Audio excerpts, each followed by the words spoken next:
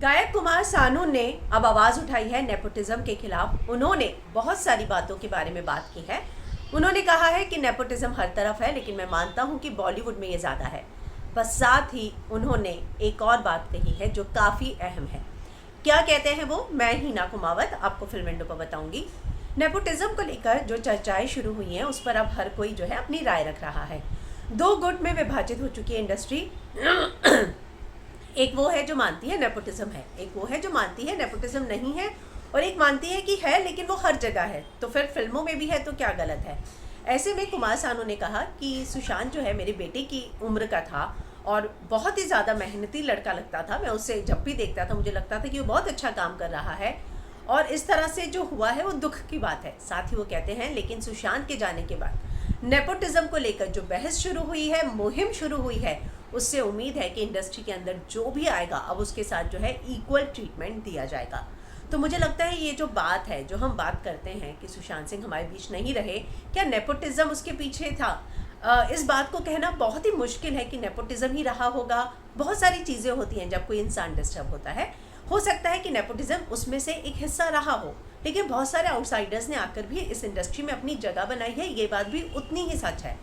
ऐसे में ये जो बात की जा रही है, किस मुहिम को जो है इतना आगे तक जो लोग ले जा रहे हैं, अगर उससे आने वाली जनरेशन को वाकई में इस बात का फ़ायदा हो कि नेपोटिज्म जो है वो इस इंडस्ट्री में ना रहे और बाहर के टैलेंट को भी उतना ही मौका मिले, तो मुझे लगता है कि ये सभी की, आम जनता की, उन लोगों की जो इसमें खड़े हुए हैं उनकी जीत होगी। हालांकि कुमार सानू आगे क्या बोलते हैं, उन्होंने फेसबुक पर एक बहुत बड़ा लंबा पोस्ट किया है।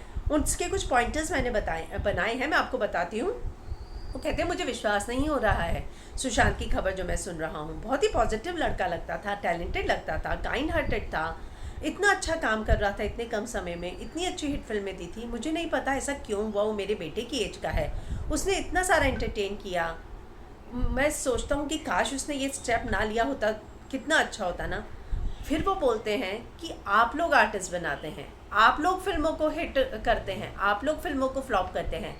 तो जो स्टार किड्स हैं उनकी फिल्में हिट होती हैं, उनकी फिल्मों को पैसा मिलता है, कमाई करते हैं, वो ऑडियंस ही होती है जो थिएटर में जाकर फिल्में देखती हैं, इसीलिए वो फिल्में हिट होती हैं।